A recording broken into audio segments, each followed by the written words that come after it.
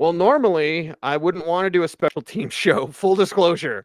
But as we do position previews here on Orange and Blue today, Cecil, Lammey, Andrew, Mason. Mace, not only am I here, but I'm engaged. Engaged, number one. Wow. Because Okay. special teams is going to be massive this year in the league, and the Broncos have an advantage that other teams just can't match. The advantage is a guru as the assistant head coach, a special teams guru named Mike Westhoff, who's going year to year at this point. He worked with Sean Payton in New Orleans. Payton coached him off the fishing boat. Or coached, I said coach. He coaxed him off the fishing boat to come back last year. Between him, Ben Kotwika, special teams coordinator, Chris Banjo, longtime special teamer extraordinaire in the NFL, who's assistant special teams coach, the Broncos turned a unit that had been one of the league's worst for several years into one of its best.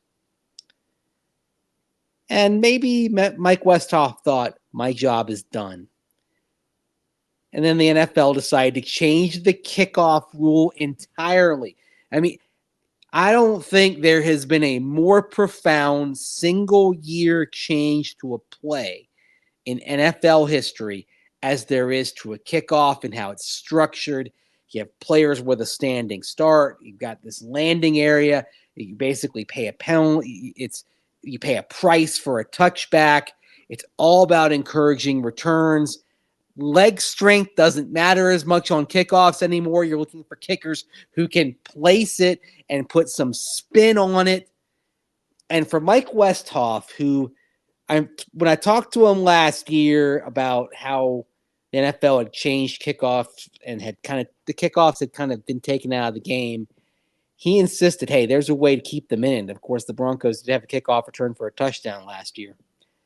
So when the NFL changed the kickoff rules to try to kind of bring the kickoff back, albeit in a different format, that struck Mike Westhoff's fancy. At that point, he was all in, and his mind was racing as to how to exploit this, as he's exploited so many other evolutions of special teams rules over his time in the NFL.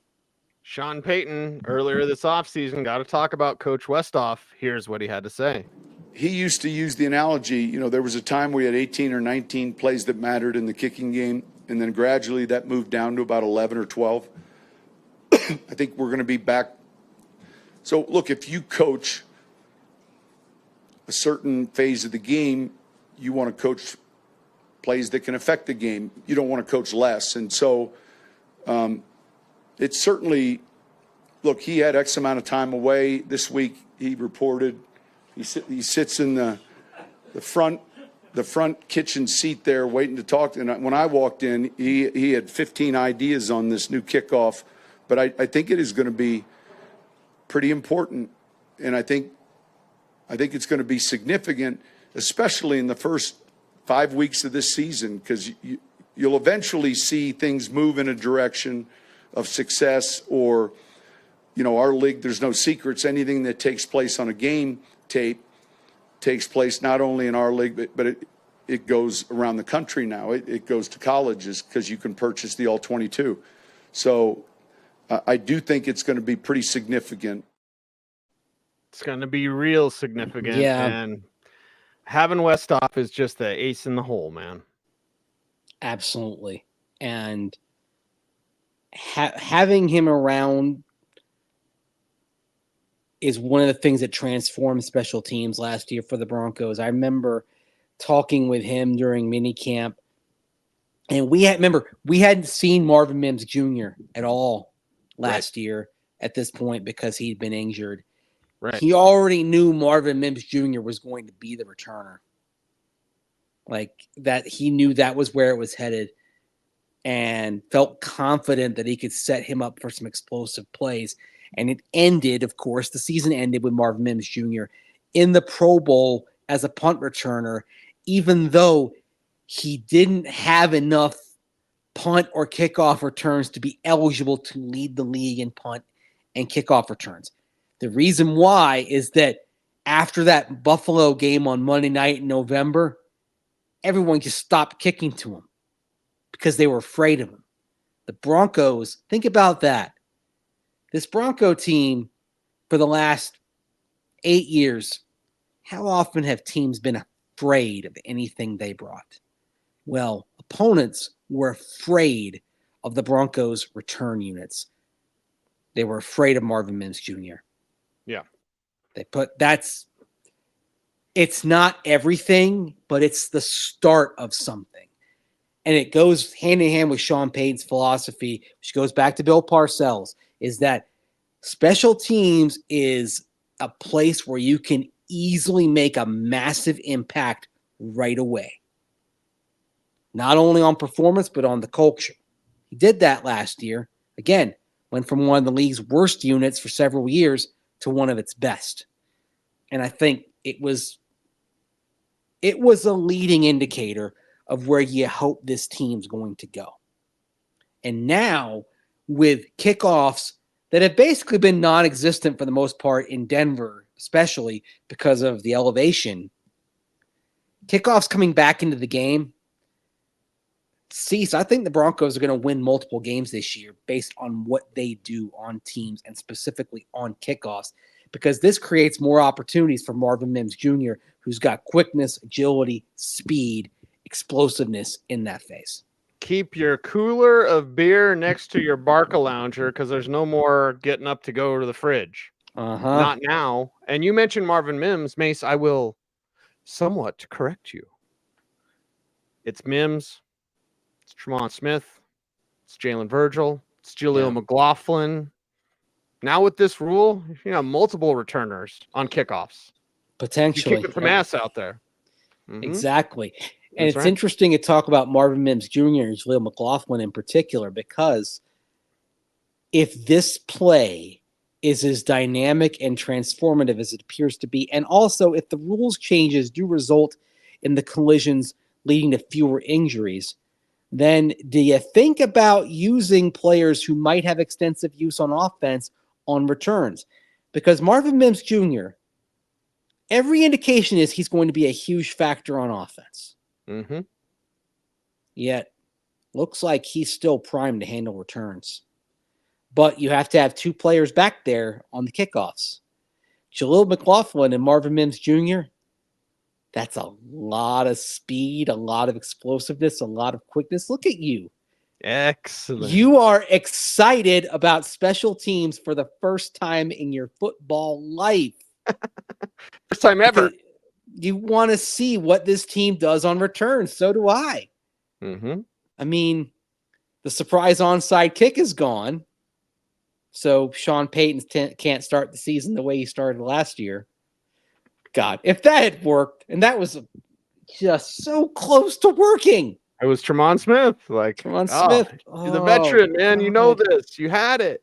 Oh, man, alive. Think of the impact on the fun of this league, the scoring on this league, the field position on this league, and then what Coach Katwika talked about, roster composition. Here's what the coach had to say. Specifically on the kickoff coverage or on the kickoff return, those body types may look different. I would share with you, just like I said, at the end of the day, what we'd really like to meet those two demands: increase the number of returns while minimizing those long-run, high-speed collisions. And we really just want a clean kick, a catch, a return, and a tackle. But there's other elements in there that you just mentioned with the personnel that are going to be changing. So there's a little bit of a we'll see on it. You're going to see the Broncos, if you come out for training camp at Broncos Park, powered by Common Spirit, BPPBCS. I'm getting faster at that. It is. You come out and watch practice, you're going to see plenty of time devoted to special teams. That's a given with a Sean Payton team. But more time devoted to kickoffs than before, because you're trying to figure out what works. The interesting thing about this, Cecil, usually with significant changes, we see them tested out in the preseason before you go forward with them in the following regular season. They decided to take the leap on all this year. A couple of reasons. Number one, we've seen variations of this in like the XFL, the UFL in recent years.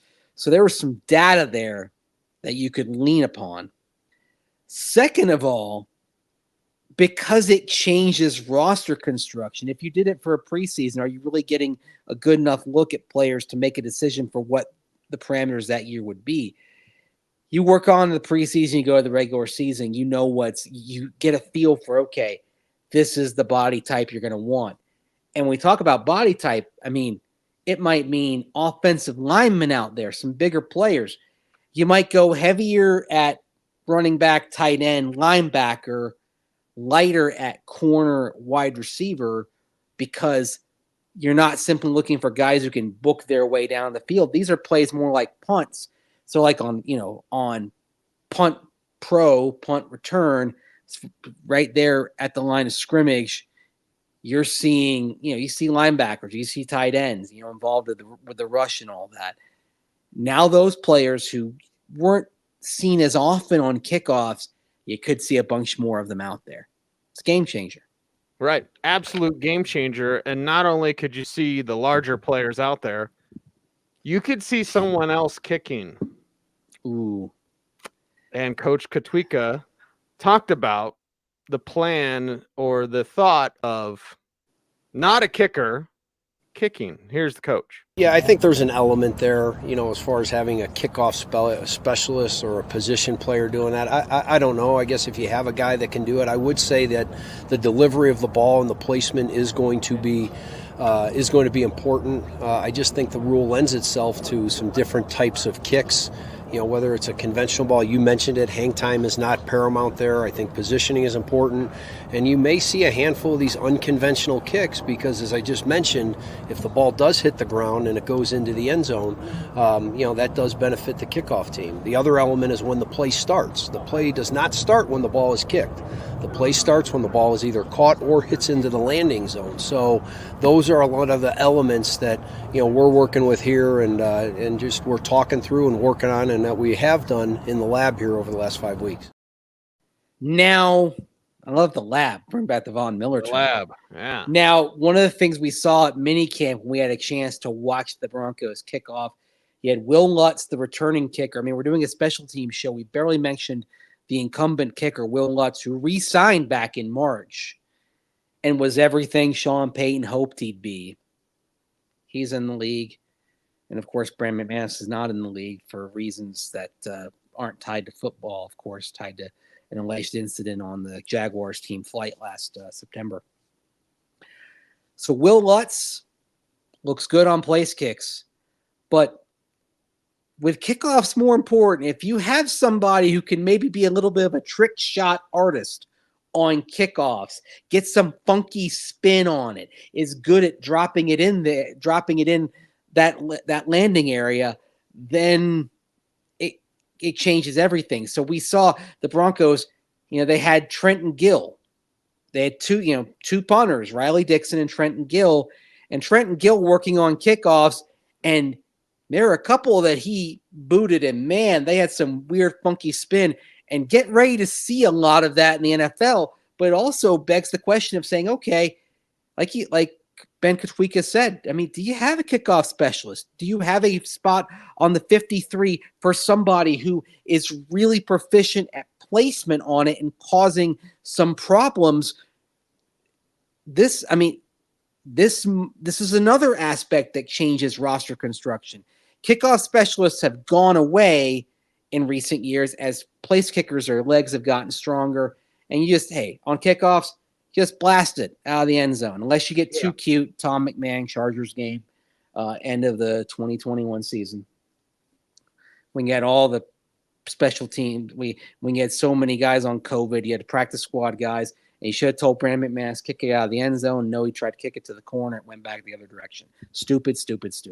Got too cute. But now there's no reward for blasting it out of the end zone, right? So how do you maximize that? I mean, there are going to be more turnovers on kickoffs now. A, because more return, that's going to lead to more fumbles. But B, I mean, even with a standing start, if you get a funky bounce and it's tough to field, and the punt and the returner's still trying to, get his hands on it before the coverage team comes in, a chance for a takeaway. It's going to be pretty wild. I mean, I've actually thought about setting something up that's devoted to just tracking all the kickoffs and all that, because this is going to be a huge thing in the NFL this year. Yeah, it's going to be massive, monumental, and likely increased scoring, increased field position. Before we wrap up, that's another big thing. It impacts the offense. Oh, yeah. Impacts offense and defense. It's going to, the league saw scoring decline from its 2020 peak. And that's another reason. It's not just safety. It's not just bring the kickoff back into the game. They're trying to get the points back up to where they were in the COVID year. Oh, yeah. NFL. Yeah. So it's totally about safety. It's about Vic Fangio's shell defense that shut down scoring. Yeah. That's what it's about. So you're trying to move the drive start position up by potentially 10 or 15 yards. Exactly. Every day. Haven't used that one in a minute. Once in a while, we can still throw it up there. Let's wrap up today's show with a conversation about Will Lutz and just kicking in general. This team's going to be in some tight games. We can say, not statistically, but we can just say feel-wise, Lutz wasn't as sharp as you would want in an offseason. Any concern there? No, let's see if it's when it matters. And look, we didn't see all the practices. We saw 5 of them. So I'm not ready to sit here and say, Will Lutz and some of the shaky moments that we saw from him are going to be indicative of what we see in the future. Kickers are like golfers. They have slumps. Sometimes they get the shanks.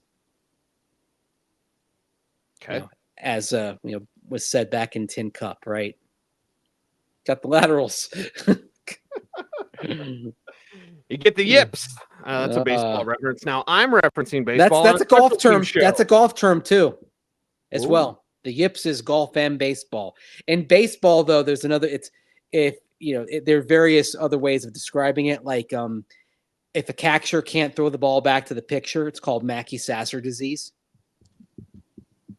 Mackey-Sasser, of course, the catcher for the New York Mets back in the day.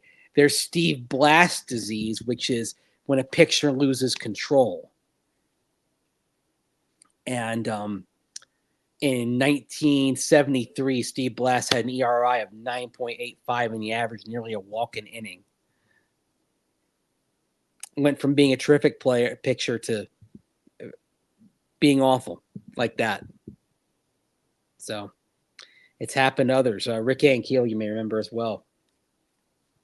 So it can be psychological too. So I love the way you bring up a baseball player like you may remember, and I'm like, not you.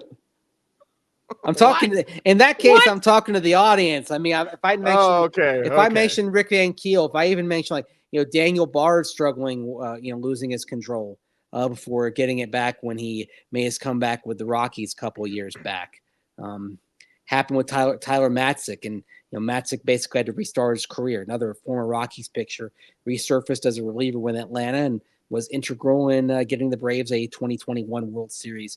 In my opinion, the greatest one-inning relief appearance in Atlanta Braves history. There you go. Game 6 of the NLCS. I'm actually, as I'm sitting here, I look across the room, I see a Tyler Matzik bobblehead. A bobblehead of Tyler Matzik holding a World Series trophy. Makes me happy. On a lot of levels. Like, Tyler's been very open about talking about his mental health struggles, and so that's, I appreciate Tyler Matzik on a lot of levels. There we go. There's your baseball. We haven't gotten a lot of baseball in recently. We got some baseball in here. We did. It was a little bit. It is orange and blue today. I'm talking to the audience when I say or ask, how do they help us out, Mace? Like, comment, share, subscribe, hit that notification bell so that you never miss a vid. That's right. He's Andrew Mason. Follow him on all the socials at Mace Denver. I'm at Cecil Lammey saying OBT's BFD. Thanks for watching. Stay tuned. And would you please stay frosty?